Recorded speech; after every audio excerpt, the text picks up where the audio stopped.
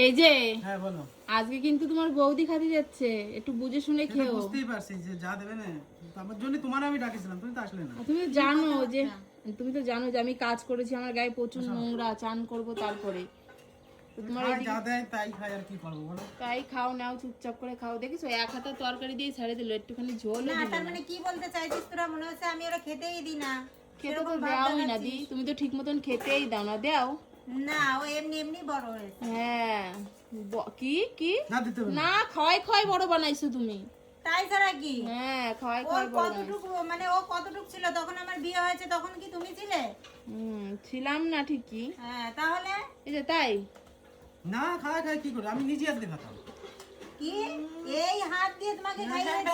এই হাত দিয়ে? আমার হাত ছিল না। হ্যাঁ তুমি না, খেতে আমি পারতে না। আমি অবশ্য এসে দেখেছি যে একবার দিদি খাওয়াই দেয়, একবার বৌদি খাওয়াই দেয়, তাহলে এগুলো আমি চট দেখেছি করে অবশ্য। মুখ পাল্টে গেলে না? কিন্তু আমি এটা জানতাম না যে প্রত্যেক হ্যাঁ দিন হাত খাই দিয়ে দিত। গেছে, আমি নিজে এই হাত দিয়ে খাইয়ে দিয়েছি।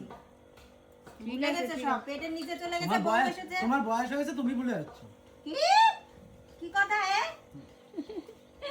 না, এখন তোমরা দুজন ঝগড়া করো, না আমি দেখলো দেখি। কি বললো? আমার বয়স হয়ে গেছে, আমার চুল পেকে গেছে, আমার দাঁত পড়ে গেছে। যার জন্য কিছু মনে থাকতে হয় না। চলো আমি খেতে টেতে দিতে পারবো না, ডাক দাও তোমার বউরে।